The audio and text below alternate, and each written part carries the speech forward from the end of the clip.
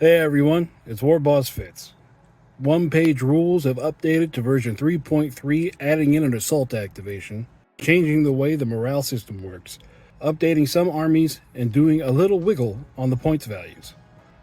Now, I was asked to give my thoughts on the 3.3 update, but before I did that, I wanted to play the rules to see how they would actually affect gameplay before I talked about them with you guys, just to give some Battlefield experience instead of theory crafting.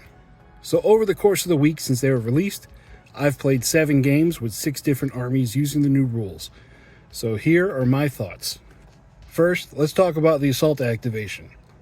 The new rule is, when declaring a charge action, units may choose to assault, allowing them to shoot before moving. When assaulting, units get -1 to hit when shooting and striking, and have their move.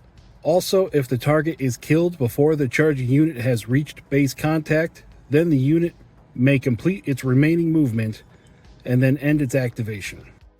What this rule does is it adds the option for a shoot and fight activation. If the enemy is within half of your unit's charge range, which would be its normal movement range. So for regular movement, that would be 6 inches, fast would be 8 inches, and slow would be 4 inches. My first thoughts were that it would be mainly used on chargebacks. When a unit charges you on their activation, doesn't kill the whole unit, then has to move back an inch, that would put them in assault range of everybody. So here's how it worked out on the table. Across all 7 games, I found the want to use the assault activation only come up once. It was in the Deep Sea Elves versus the Zombie game I had here on the channel last weekend. The Sea Guard found themselves in a position where a unit of zombies weren't close enough to charge, so they stopped within 6 inches of the Sea Guard. So when the Sea Guard activated, they used the assault action, threw their javelins, and then charged into combat. Effectively, what the charge action did for the Sea Guard was double their number of attacks, but make them hit half as much, because the unit has a quality 5. So unless the dice were going to spike a whole lot of 6s, it was kind of a wash. Then my thoughts on it being used on chargebacks didn't come up, because after a charge, the opposing units would either charge back in with their melee weapons, because they were a melee-focused unit, or fall back and charge if they were a shooting-focused unit. What tended to happen was one of those hybrid units, like say one of my opponents was playing the Prime Wolf Brothers.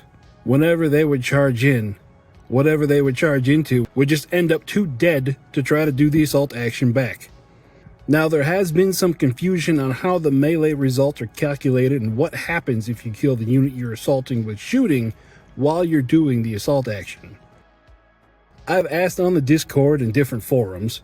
So far, I've got 5 different answers that sparked 2 or 3 fights. So the best advice I can give right now is to talk with your opponent and just decide how the assault, melee, and movement results should be calculated before the game even starts. So my verdict on the assault action is that it is a good action, something that won't come up as much as you think it will during the course of a game, but it's good to have in your back pocket for a Hail Mary for when you think it's going to help out. Now the next rule change, the change to shaken. Before, when a unit was shaken, it would only be able to take a hold action and just recover. If it was charged in combat, it would only hit on a 6. It would automatically fail any morale tests it had to make when it was shaken, and it couldn't hold or contest objectives. Now, shaken does something else entirely.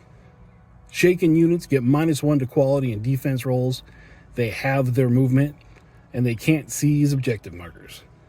They can still remain idle for a turn to remove the shaken effect, though. So thoughts going into the games for this rule were that elite units would be able to not care much about being shaken and just keep on trucking, with the -1 quality and defense not mattering much to units that have a 3-up quality or a 3-up defense. Now for the after action report on this rule, it just didn't come up. Well, it did come up once, but it wasn't in the normal morale interaction way. But it was another case of, again, after melee combat or taking enough casualties from shooting, all those elite units just passed their morale tests. I mean, really, they pass on a 3, and most of them are fearless with a 4+ reroll after they fail anyways.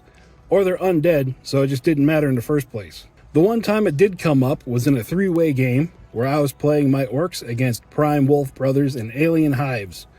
I had a cunning and brutal Titan on the board with an Ultra Boss inside of it. The Titan moved forward, unloading into a squad of Assault Brothers. Then in the Prime Brothers' next 2 activations, they brought 2 of the heavy fusion gun squads to bear on the big guy. They destroyed it, making the Ultra Boss spill out in front of one of those teams. At this point, the boss is automatically shaken because he was blown out of his transport. He was left with a decision, where before he would have to activate and use a hold action and spend a turn with 6 heavy fusion rifles pointed at his face. That will of course be his death. Or he could take the penalty and charge into the Prime Brothers. In true Orky fashion, he decided to charge into the Prime Brothers. With the -1 penalty, he was able to take out 2 members of the squad who then passed their morale test. The next turn, he burned like the sun as the remaining fusion rifles blew him in half. It was fun, it felt orky, it felt heroic. I think the rule is a good rule. Again, just to have an option for when you need it, but don't expect it to come up that often. So with changes to the main rules, there were updates to most of the armies. The big ones that stand out are Alien Hive huge bugs went down in quality and point values. Good for players who play at higher point values who see those bugs more. I play mostly at 2,000 and sometimes up to 4,000, where I might see 1 or 2 of those big bugs in a game. In the 3-way fight I had where my Titan blew up, the Alien Hive player didn't bring any of the bugs that were changed. Custodian Brothers have been reworked, so they start with less ranged weapons. The option is still there to add the ranged weapons they did back onto the unit, but now they start at a smaller price tag. The army also gained a caster. The Great Sister can take the role of a caster in the army, so now they can get some support from the Psychic Realms. So if you're running Custodians, go check your lists. The 2,000 point list I was running from the How to Play episode was now 200 points less than what it was. It was enough to add in a Great Sister and double the size of the Flamer squad. Battle Brothers got a buff to their melee weapons. The Assault Brothers equivalent across all of the flavors got AP1 on their basic melee weapons. It makes them feel like more of a threat charging in, and they don't have to rely on a character giving the squad Furious as a crutch to bury the enemy in dice rolls. My Orc boys used to get dumpstered before when they would charge into a Wolf Brothers squad with counter, so I'd start off by throwing an Orc Walker in there first. Now that Orc Walker gets dumpstered first with their newfound armor penetration, so yay, I guess. Shadow Stalkers for Age of Fantasy have also been revisited by one-page rules. They're going to be the next army they make STL files for, so they have given the army a glow up with new units and rules. So if you were running Shadow Stalkers, you're going to have to remake your lists, but you get lots of new stuff to play with. And with the changes to morale rules, OPR has decided to change the cost of morale abilities in all of their game systems. So if you haven't looked yet, go check your army lists. You might have a few more points to play with.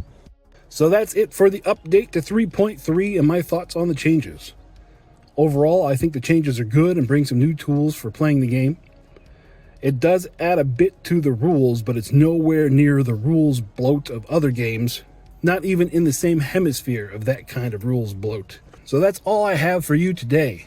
Remember to keep having fun out there. I hope to see you across the table one day, and have a good one. Bye-bye.